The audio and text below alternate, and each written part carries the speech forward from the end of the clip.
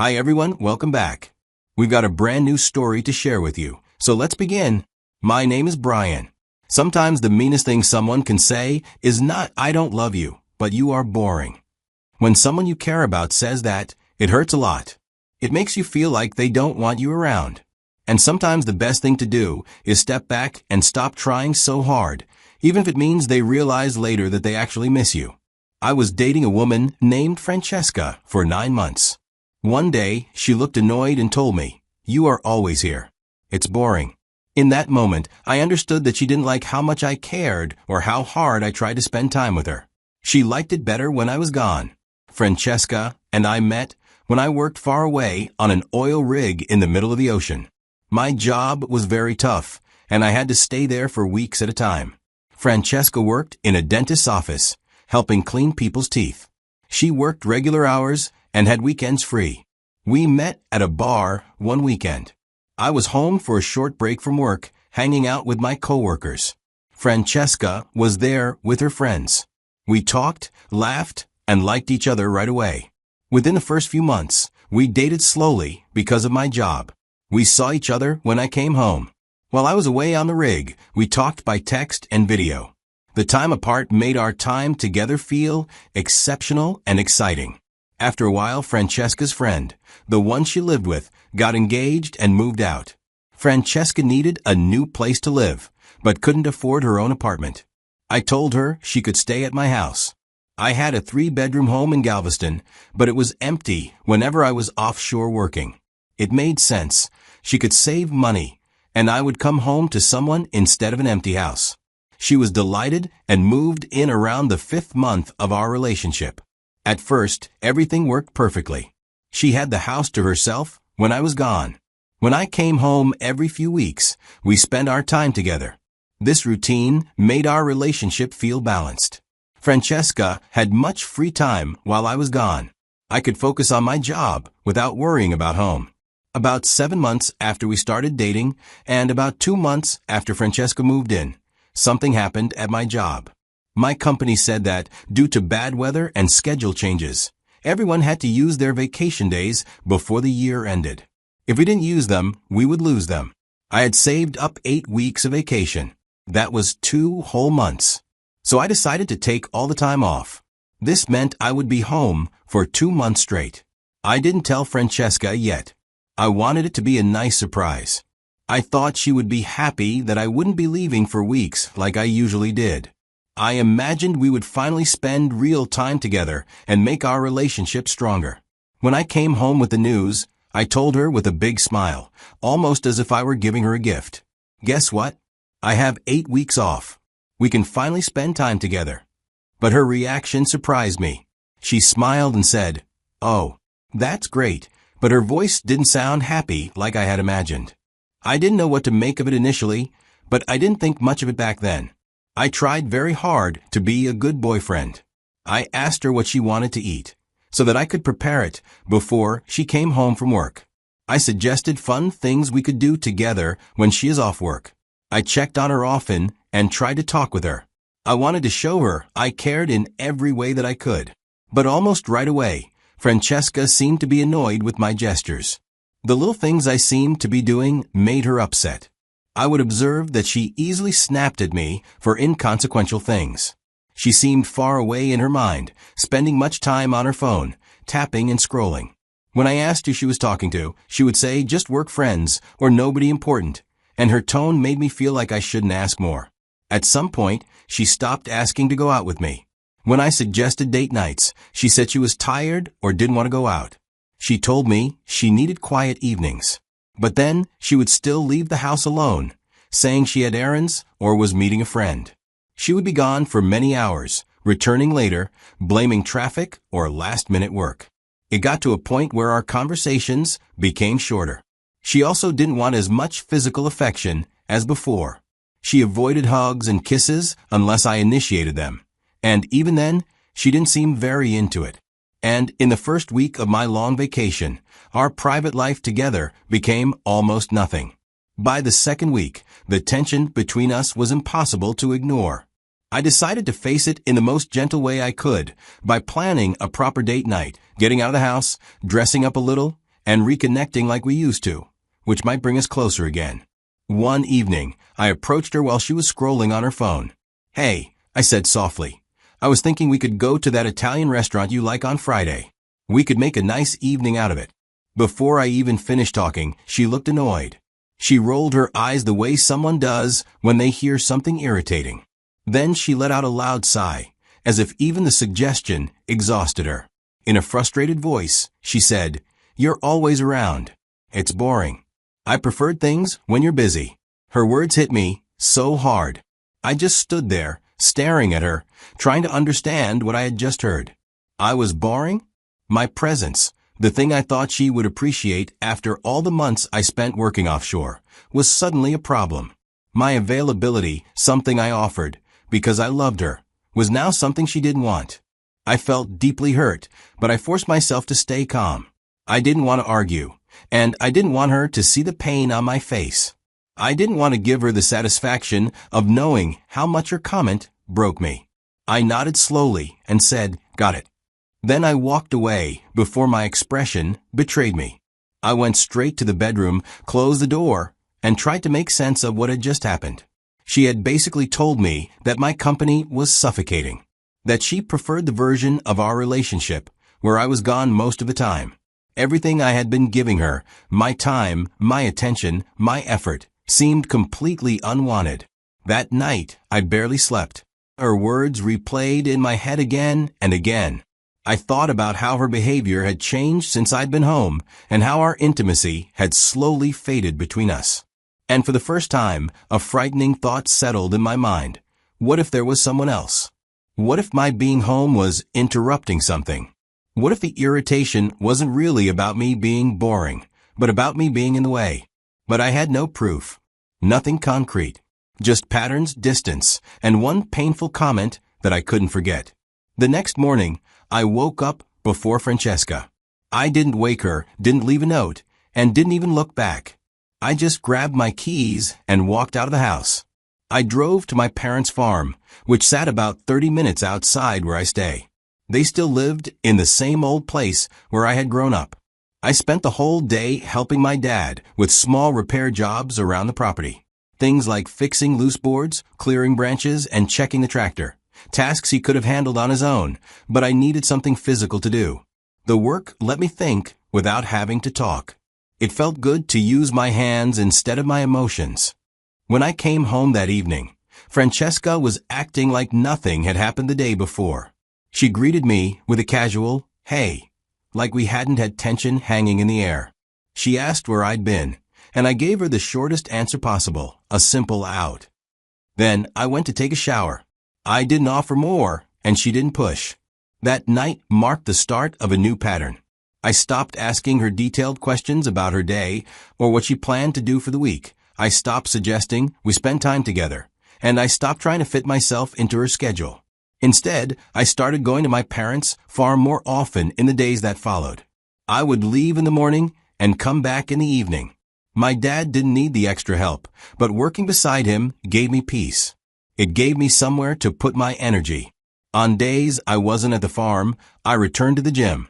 I had let my workout routine slip because of my job, but now I threw myself back into it. I spent 2 or 3 hours lifting, running, sweating, anything to clear my head. I also started reconnecting with old friends I had drifted away from during my relationship with Francesca. Some of the guys I grew up with who still lived in town. I met them for beers, went fishing, or just hung out. Something I hadn't done in a long time. It felt good and normal. I stopped telling Francesca my comings and goings unless she directly asked. I would leave the house quietly, and I would come back without explaining where I'd been. I gave her the same level of communication she had been giving me. At first, she seemed relieved. Her irritation faded. She seemed happier that I wasn't always around anymore. It looked like she thought I had finally listened to her complaints and adjusted myself.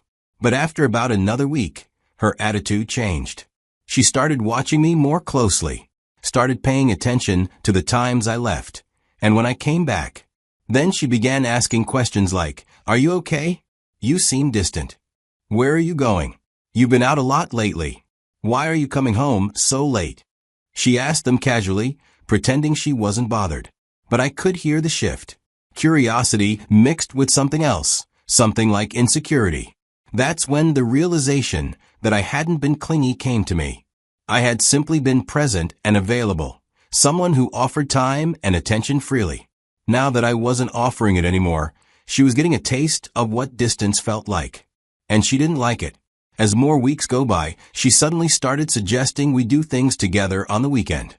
She brought up-to-date ideas, the same types of plans she had brushed off when I suggested them. But when I told her I already had plans, she complained. "You're never around anymore. I thought you were home on leave." The irony was unbelievable.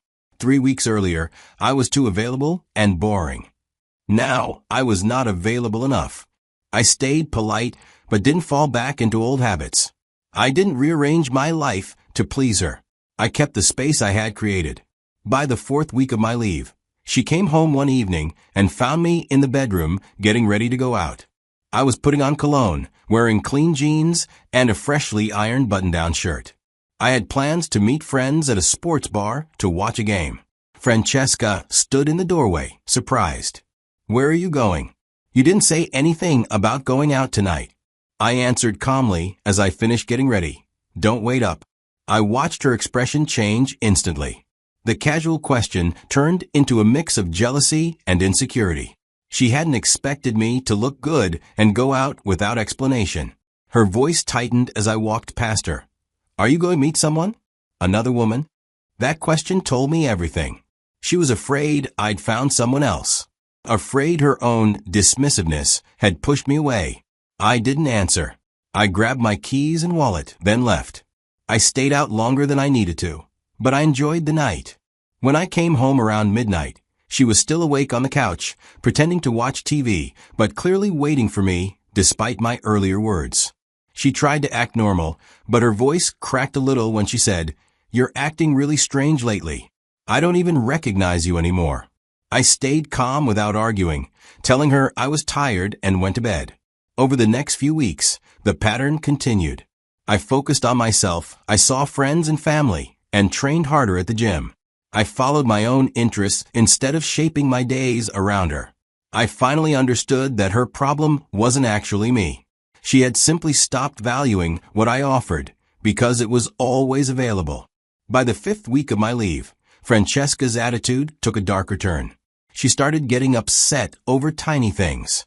She picked fights over dishes, laundry, anything she could think of. She nagged constantly. Where was I going? Who was I with? Why wasn't I picking up her calls when I am out? Why had I changed? I barely spoke unless she asked a direct question, and when I answered, my responses were short.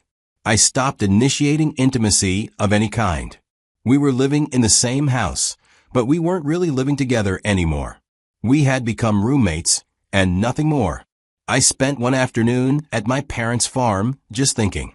The quiet of the place forced me to face everything I had been avoiding.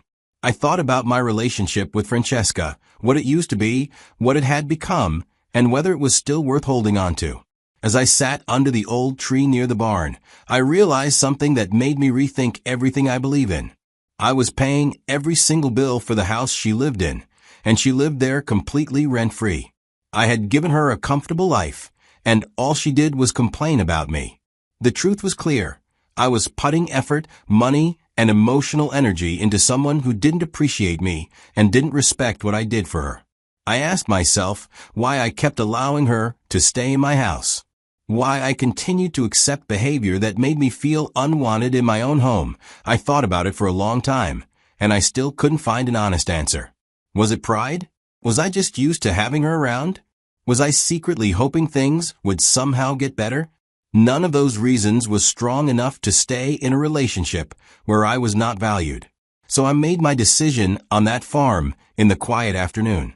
That evening, I called Francesca. I spoke clearly and directly. Francesca, I want you to pack your things and leave within the week. When I go back to work in 2 weeks, I'm changing the locks. She exploded right away. She screamed, cried, accused me of cheating, said I must have found someone else, and that I was kicking her out to replace her. I didn't argue or try to defend myself. She poured out every insult and accusation she had been holding inside. I let her speak until she ran out of breath. When she finally stopped, I answered calmly, "We're not married, Francesca.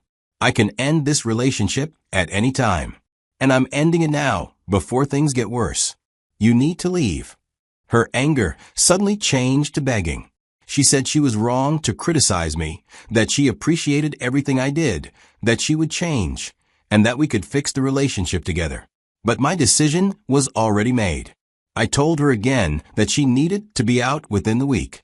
Then she switched tactics again, this time to defiance. She said she wasn't leaving, that this was her home too, that I couldn't just kick her out. I reminded her that the house was in my name, that she paid no rent, and that she was staying there only because I allowed it. And now I was withdrawing that permission. She refused to accept it, insisting she wasn't going anywhere. I didn't push the argument. I walked away from the conversation.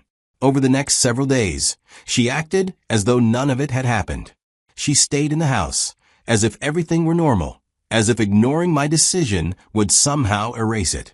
I let her think whatever she wanted. Meanwhile, I quietly prepared my own plan.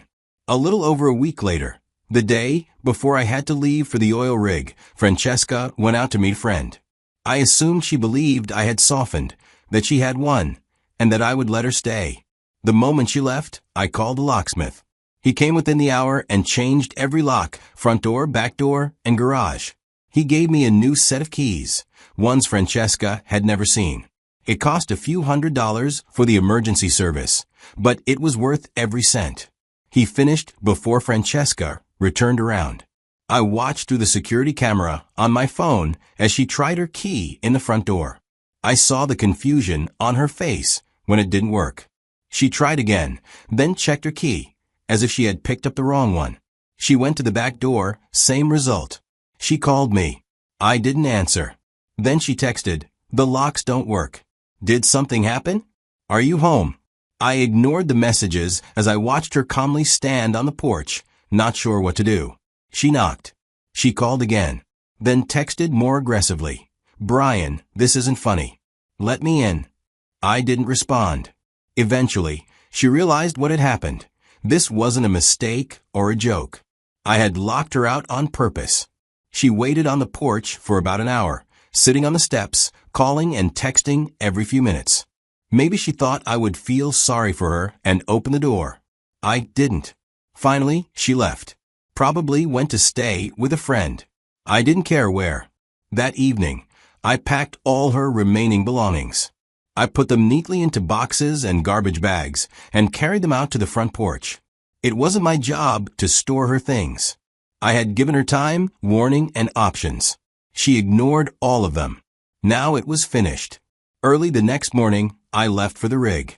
A driver was already waiting to take me to the dock, where a helicopter would fly me offshore. I made sure to go long before Francesca was likely to come by. I didn't want a scene, and I didn't want to hear any excuses.